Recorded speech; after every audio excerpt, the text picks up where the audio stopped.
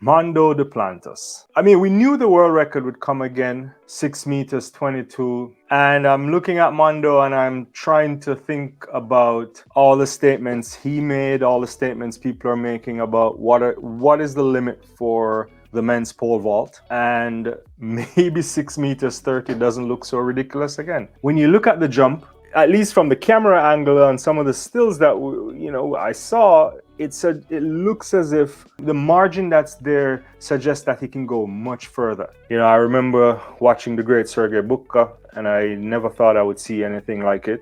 Mondo has come and surpassed that. He has an opportunity, along with the ability, to take the sport even much further. Let me know how far you think Mondo can go.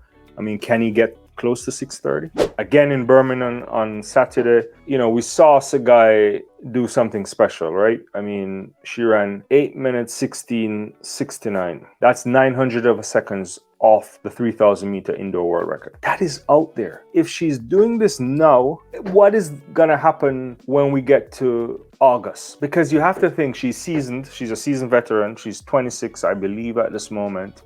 She is the reigning 5,000 meter champion. She's very competitive, but she's fantastic. And what she did was just tremendous. Keely, again, is doing some amazing things this year. It's clear her background training is stellar. Fantastic performances so far for her this season. And again, she went out there in Birmingham and she took 200 of a second off her own British world record, clocking 157.18 time over the women's 800 meters. We've already seen her over 500 meters this year, I think, or 600. And so she's doing some great things, and it's really good to see. The question is, they want to get her to 155 flat or better. That's the kind of levels you're probably going to be needing. Going into this race in Birmingham, I said to myself, yeah, he is the favorite. He still is the favorite. But Daniel Roberts was having a fantastic season. He ran some good times. He was just I think 100 of a second, shy of Holloway's impressive performance for the year. Holloway goes in and he blows him out of the park. He beats him by 0.12, I think. Can anybody beat Grant over 60 meters? The answer to that question is no. He hasn't been beaten since 2014. That is out there, right? Grant Holloway is the best, I think, probably the best ever to eight hurdles. It's when we get a little bit beyond that now where you can see sometimes, some difficulties that he may face. But, we see the likes of Parchment nipping him in Tokyo, and, there's some races on the circuit where he tied up a little bit. But this is a fantastic guy. He, is the world champion.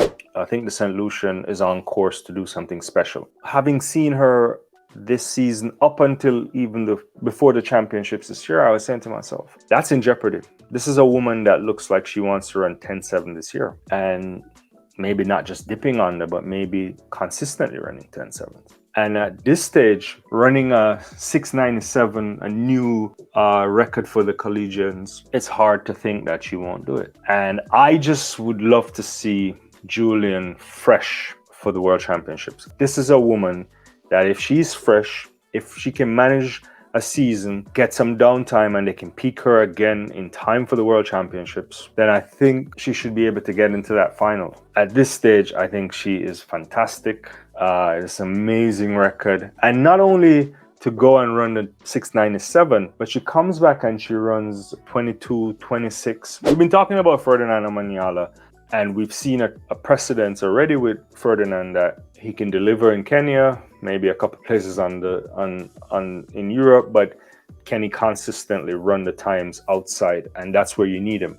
And I think where we really need to see him is to show up at the World Championships. I give him a bye from last year because the way in which he arrived at the World Championships in Oregon was not something that you want, right? He basically got off a flight a few hours before he had to warm up for the 100 meters. And so we can't benchmark anything there. But what we can say so far from his season is that he seems to be in good shape, maybe a bit faster than we need. So the question is, like, you think about Ferdinand and you see him running these times with the asterisk for altitude. So give it a 9.9, maybe, you know, maybe a 9.88. And you say to yourself, what does this mean for Ferdinand in August? So July to August, that's where I want to see it. You know, is he going to be in a shape of a 9.7, 9.75? Can he get back to that 9? Can he get into a consistent 9.7s? I mean, the lesson from this for sure is that he has to be watched. I don't know if many of you watch the Gibson Cook relays, you know, great performances by some of these youngsters. I was particularly impressed by DeAndre Daly, but he's been running a lot. Saw some races when he was running for Herbert Morrison a couple weeks ago, and he ran quite a number of races yesterday as well, and he should be fantastic for champs. And yeah, so looking forward to that for sure. The elephant in the room here is to think about the men's 60 meters. We can talk a little bit about women's 60 meters as well. I thought the women were great. I liked the Clayton twins look good, you know, but the wind, you know, 2.0 and 1 was, I think, above the legal limit. So there was a little bit of a kerfuffle in the first heat of the women's 60.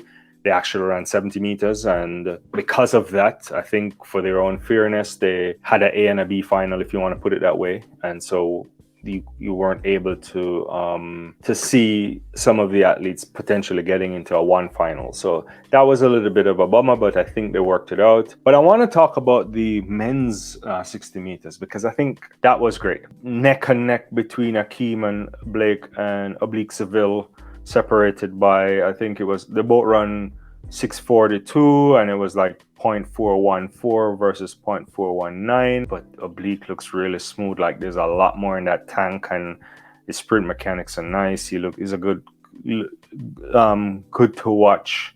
I think Zarnell Hughes had to be separated with Johan Blake as well, running 6:45. I want to say a word on Johan. Johan, maybe less than an hour before, or maybe an hour before, ran a leg on the 4x1 rather. And for whatever it is to have all of those guys running 6.4, even Hughes, which would be fantastic for Great Britain. But I'm impressed by that. I think in one of the earlier legs I saw when Blake ran, was it the heat? He looked like he was shutting down and he didn't look so good, but clearly he probably was okay. Still early. We don't take cues. At least I don't think much about what happens in February until I want to see what happens come May, starting May, June.